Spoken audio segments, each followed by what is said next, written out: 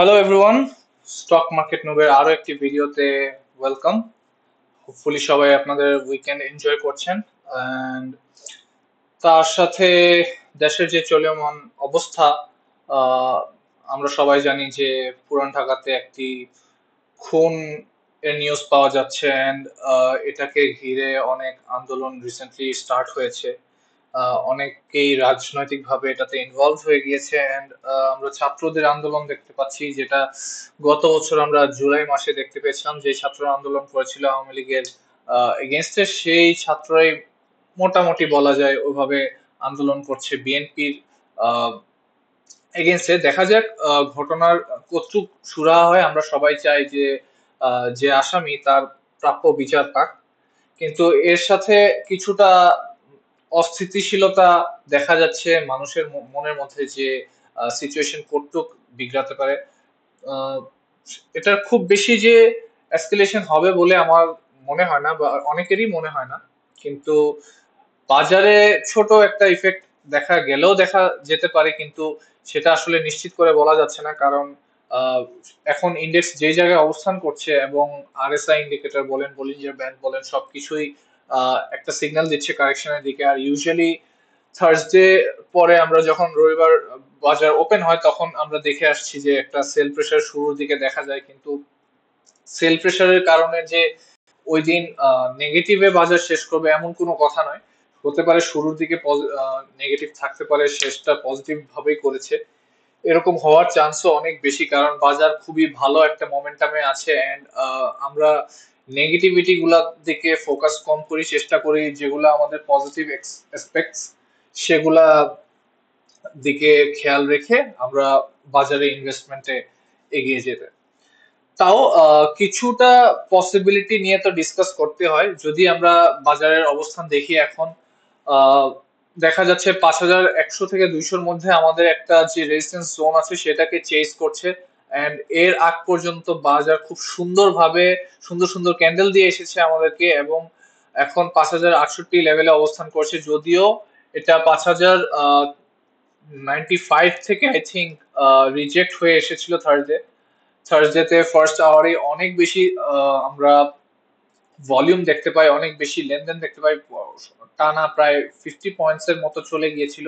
আমরা যদি একটু আওয়ারলি চার্টটা দেখি, আওয়ারলি চার্টে দেখা যাচ্ছে যে শুরুর দিকেই সকাল 10টাতে আমরা 5095 পর্যন্ত অলমোস্ট ওখানে গিয়ে রিজেক্ট হয়ে এসেছি, এন্ড সেখানে এসে আমরা 11টার আগে ঢুকেছি 5066 লেভেল থেকে।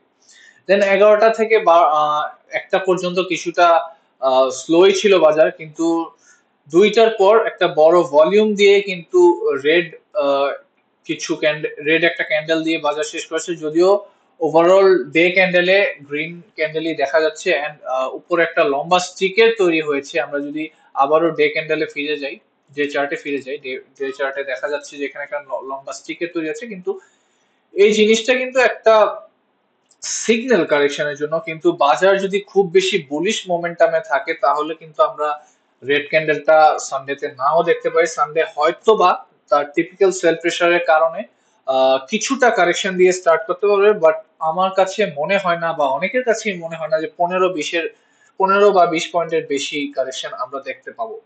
যেহেতু আরএসআই ইন্ডিকেটরও 70 পার করে গিয়েছে, 74 লেভেলে আছে, এন্ড বলিঞ্জার ব্যান্ডেরও বাইরে চলে গেছে, তাহলে আমাদের একটু এক্সপেকটেশন রাখা উচিত কারেকশনে। কারণ কারেকশন হলেই আরো টাকা বাজারে ঢুকবে, আরো মানুষ ইনভেস্ট করতে পারবে। যখন সেল হচ্ছে তার মানে হচ্ছে নতুন নতুন পার্টি বাই করছে।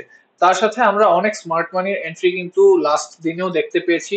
বাজার যখন সেল করে দিচ্ছিল আহ, সকাল 10টার দিকে, অনেকেই যখন স্টক সেল করা স্টার্ট করে, তখন কিন্তু আস্তে আস্তে যে স্মার্ট মানি ঢুকেছে সেটা ক্লিয়ারলি বোঝা যায়। কারণ যেই যেই হারে বাজার নামছিল, ওই হারে কিন্তু শেষ পর্যন্ত টিকে থাকেনি।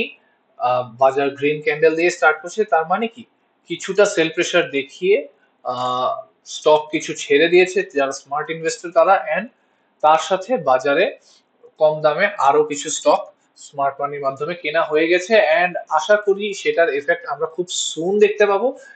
বাট এই মুহূর্তে একটা কারেকশন দেখা আমরা ডিজার্ভ করি, কারণ অনেকদিন ধরে বাজার বাড়ছে, কিছুটা কারেকশন যদি দিয়ে এটুক পর্যন্ত আসেও, এটা আমি বলছি না এটুক পর্যন্ত আসবে, যদি আসেও আশা করি ম্যাক্সিমাম 4,966 লেভেল পর্যন্ত আসবে, and এর থেকে আবার বাজার ঘুরে আগের মোমেন্টামে ফেরত যাবে। কিন্তু আমাদের এর সাথে মেকশিওর করতে হবে ভলিউমটা যেন আমরা কন্টিনিউয়াস গ্রোথ পাই, একদম খুব বেশি গ্রোথ না হলে এরকম কনসিস্টেন্সিটা যেন ভলিউমের মধ্যে দেখা যায়। দেখা যাক আগামী দিনের বাজার কেমন যায়, এন্ড আশা করি দেশের পরিস্থিতি খুব বেশি খারাপ হবে না। আন্দোলনের মুখে শেয়ার বাজার আগেও একটু ক্ষতিগ্রস্ত হয়েছে, এন্ড আশা করি এবার ওইরকম হবে না কিছু। সরকার থেকে যারা আসামি তাদেরকে প্রাপ্য বিচার দেওয়া হবে, প্রাপ্য বিচার দেওয়ার আশ্বাসও দেওয়া হবে।